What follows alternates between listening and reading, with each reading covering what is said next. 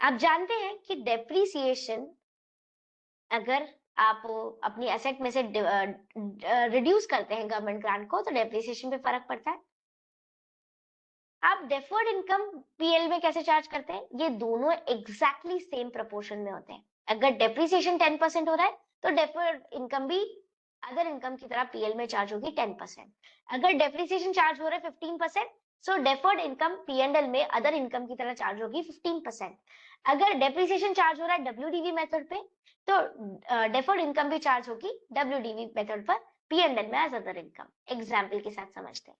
Deferred income will be charged in PL in the same proportion of depreciation charged in PL. Example लेते हैं, Arturo company receives a grant representing 50% of the cost of a depreciating asset which cost 40,000. अगर cost of asset 40,000 है, अगर cost of asset 40,000 है, तो grant कितनी है? कोई बता सकता है? अगर cost 40,000 है, तो गवर्नमेंट ग्रांट कितना है? 20,000। क्यों 20,000? क्योंकि क्वेश्चन ने बोला कि government grant represents only 50% of the cost of the depreciating asset. Depreciating asset जितने की है उसका 50% गवर्नमेंट ग्रांट है। Got it? अब how will the grant be recognised in Arturo company if Arturo company depreciates the asset? ये आपको case 1 दे दिया और ये केस 2 दे दिया। दोनों केस में आपको अलग अलग कैलकुलेट करके बताना है। अगर यूजफुल लाइफ एसएलएम बेसिस पर 4 इयर्स है, सो आप 40,000 को divide by 4 years, every year you will be charging 10,000 to PL as depreciation. Similarly 20,000 को भी आप 1/4 कर पीएनएल में चार्ज करेंगे as other income. Got it? Give me a quick thumbs up, do you get this? Same proportion, same proportion। अगर asset को आपने record किया 40,000, अगर असेट को आपने रिकॉर्ड किया 40,000 into 1/4 years, सिमिलरली आप अपनी गवर्नमेंट ग्रांट को भी as other income in PL, as other income in PL charge करोगे 20,000 into 1/4 years। Give me a quick thumbs up, give me a quick thumbs up. जल्दी से समझाएंगे, बताएंगे, कंफर्म करेंगे। गुड। एसएलएम बेसिस पर है तो अगर आप अगर डब्ल्यूडीवी मेथड पे है और डब्ल्यूडीवी मेथड बोलता है 40%, सो अगर हम 40,000 का 40% डेप्रिसिएशन की तरह चार्ज करें तो 20,000 का भी 40% अदर इनकम की तरह चार्ज करेंगे। फिर बचा हुआ जो अमाउंट है उसका 40% अगले साल डेप्रिसिएशन की तरह चार्ज करेंगे। उसी तरीके से डेफर्ड इनकम का भी जो रिमेनिंग बैलेंस है उसका 40% अदर इनकम की तरह पीएल में चार्ज करेंगे। क्लियर है? देखेंगे, रीड करेंगे, कोशिश करेंगे सॉल्व करने की।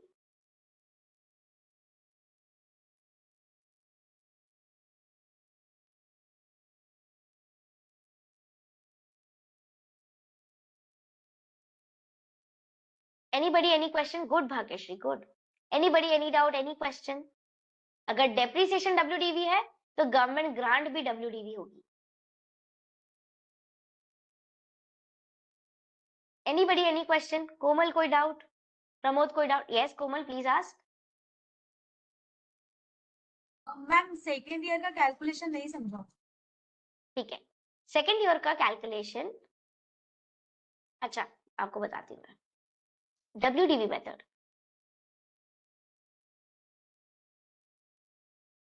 ईयर 1 में आपने कितना किया? 20,000 इंटू 40%, कितना आया? $8,000। अब जब 8,000 अदर इनकम की तरह चार्ज हो गया तो ईयर 2 में डेफर्ड इनकम कितना बचा? टोटल डेफर्ड इनकम थी 20,000, उसमें से 8,000 आपने पीएनएल में चार्ज कर दिया तो बचा कितना? 12,000, करेक्ट? 12,000 हाँ राइट 12,000 का 40% आप पीएल में चार्ज करोगे ओके अंडरस्टैंड एज, ठीक है, एग्जैक्टली जैसे आप असेट की तरह करते हैं। Good good. प्रमोद, कोई doubt? Any doubt? Correct correct, good good.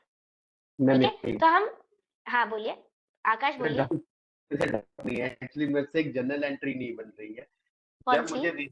जब मुझे रीजनेबल एश्योरेंस हो गया और ये जो गवर्नमेंट ग्रांट रिसीव होने का रीजनेबल एश्योरेंस हो गया, तो क्रेडिट में तो मैं डेफर्ड इनकम क्रेडिट कर रहा हूँ 2 लाख से, लेकिन डेबिट क्या करूं वो समझ नहीं आ रहा है मैम, कि वो जनरल एंट्री नहीं बन रही है मुझसे मैम। वो आप रेस्पेक्टिव असेट कर देंगे, असेट में कैपिटलाइज करेंगे ना, एसेट को मैं बढ़ाऊंगा उससे, असेट को रिड्यूस करना है। या तो आप क्या कर सकते हैं मैं बताऊं, गवर्नमेंट को डेटर बना लीजिए, okay, so receivable from government, या तो बैंक अकाउंट में आ गया या फिर रिसीवेबल है, गवर्नमेंट आपका डेटर बन गया to deferred income, to deferred income, correct? Okay, government को रिसीवेबल डेटर बनाना पड़ेगा, ओके है ना, एक तो ये, या फिर और आप बोलोगे सेकेंड एंट्री हो सकती है दूसरी तरीके से, सेकेंड एंट्री हो सकती है रिसीवेबल, मतलब गवर्नमेंट को डेटर बना लिया है ना, receivable from government debit to asset, asset में से डिडक्ट कर दिया, हाँ, तो इम्पैक्ट से नहीं, ऊपर वाली, इम्पैक्ट से में, ऊपर हाँ वाली entity। हाँ किसी डेबिट किसको करूं, कैसे डेबिट किसको हाँ, करना असेट को बढ़ाना नहीं है, असेट को रिड्यूस करना है, तो असेट में ठीक। हम, और अगर डेफर्ड इनकम कर रहे हैं तो दोनों चीज नहीं कर सकते ना, या तो असेट से एडजस्ट कर सकते हैं या फिर डेफर्ड इनकम, चॉइस है, दोनों काम नहीं कर सकते, ओके? यही इसीलिए मैं कंफ्यूज हो गया मैम। हाँ, और अगर उसी दिन बाय चांस रीजनेबल अश्योरेंस भी उस दिन आया और आपको रिसीव भी उसी दिन हो गई, तो आप रिसीवेबल फ्रॉम गवर्नमेंट की जगह बैंक अकाउंट कर देंगे, बैंक टू या फिर रिसीवेबल, आधा अमाउंट, है ना, हाँ, या फिर एग्जाम्पल आधा अमाउंट आज रिसीव हो गया, आधा अभी रिसीवेबल है, तो आपने 50% तो बैंक को बढ़ा दिया और 50% डेटर बढ़ा दिए, हाँ डेट तो 50% से खड़े ही रहेंगे, क्योंकि फिर वो तो नेक्स्ट फाइनेंशियल ईयर में जब मेरे जो रिसीव होगा तो फिर नेक्स्ट जो फाइनेंशियल ईयर में, जो करेक्ट रिमेनिंग करेक्ट, है उससे वो एंट्री हो जाएगी bank to receivable final amount जो होगा। हाँ, बैंक टू रिसीवेबल, ठीक है, तो अगर आधा अमाउंट रिसीव हुआ है तो आधा डेटर हो जाएगा और आधा बैंक अकाउंट में शो हो जाएगा, ठीक है? Yes ma'am, yes ma'am, okay. ठीक है,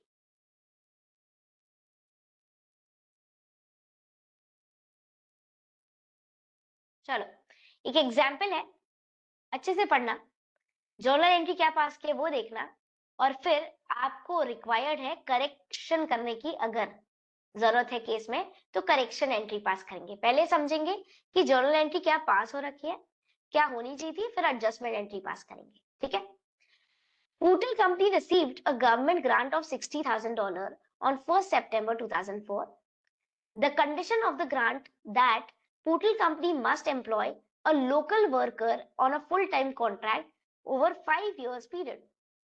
5 साल के लिए आपको लोकल वर्कर को फुल टाइम जॉब पर रखना है, ये कंडीशन अटैच है।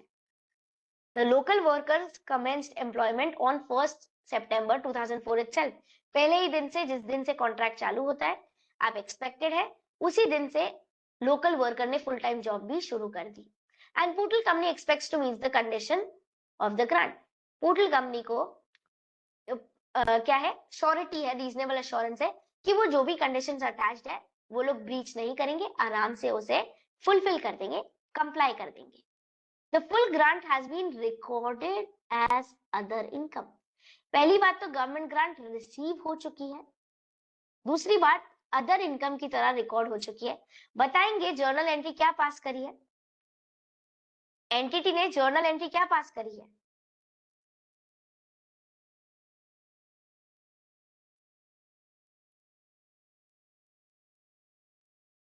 Journal, very good, entry recorded, journal entry जो रिकॉर्ड करी गई है वो क्या है? Correct, bank account debit $60,000 to other income. $60,000। मुझे जल्दी से बताएंगे ये आपको गवर्नमेंट ग्रांट कितने समय के लिए दिया गया है?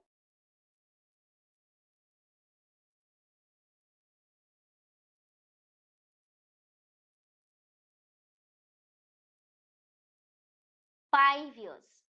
कितने के लिए दिया गया है? 5 ईयर्स। अगर 5 साल के लिए आपको इनकम दी गई है तो आप एक P&L में चार्ज कर कर P&L को इम्बैलेंस नहीं कर सकते।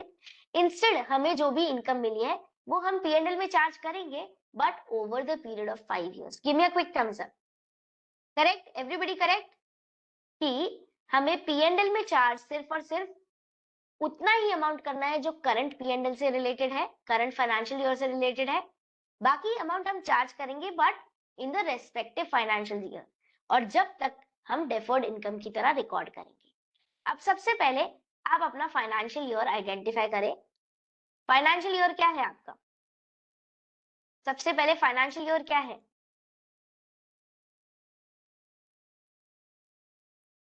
जैन टू दिसंबर। 1 जैन 2004 से 31 दिसंबर 2004।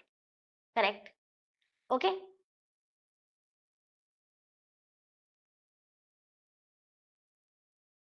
ओके, नेक्स्ट, आपको गवर्नमेंट ग्रांट का रीजनेबल अश्योरेंस कब आया, रिसीव कब हुआ? When did you receive, when did you get reasonable assurance about government grant?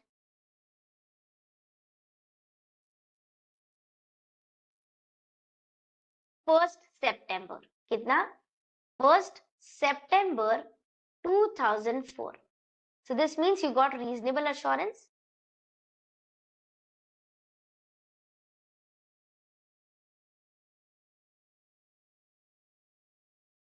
Reasonable assurance.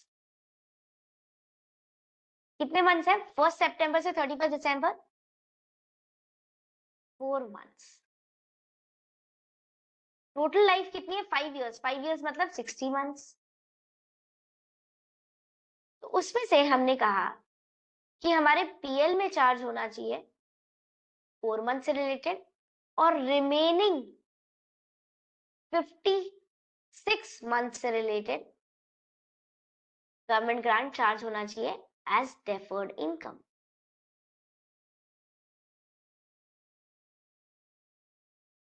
So the correction entry should be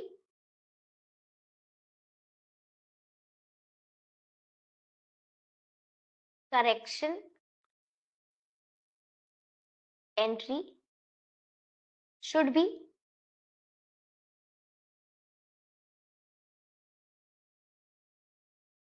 journal entry. आप बोलेंगे कि अदर इनकम ज्यादा क्रेडिट हो गया है, रिवर्स कर दो। अदर इनकम क्रेडिट होना चाहिए था सिर्फ 4,000 से, अदर इनकम डेबिट 56,000, और इसे रिकॉर्ड कर दो डेफर्ड इनकम की तरह, डेफर्ड इनकम की तरह, दैट इज $56,000।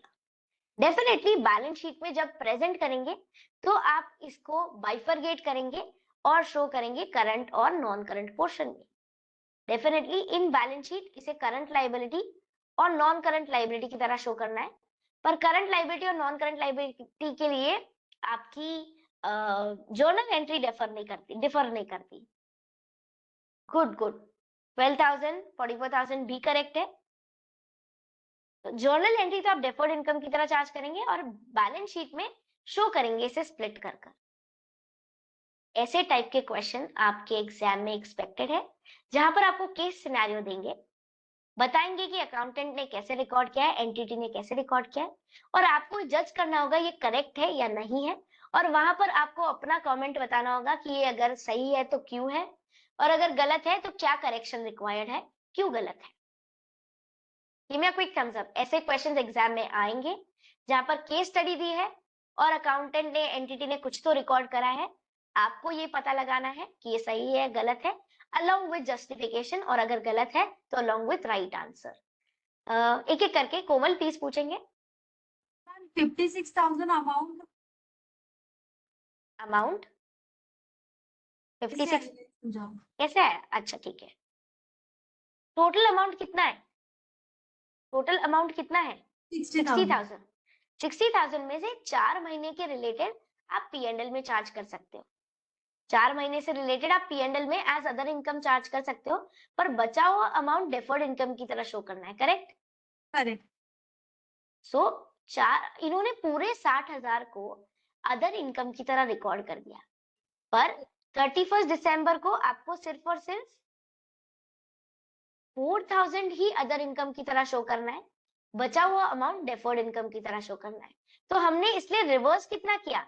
सिर्फ बैलेंस अमाउंट दैट इज 60,000 किया था, उसमें से माइनस कर दिया 4,000, क्योंकि 4,000 तो अदर इनकम की तरह रिकॉर्ड होना चाहिए, तो हम उसे क्यों गलत बताए? जो रिमेनिंग बैलेंस है सिर्फ उसको रिवर्स किया। समझा।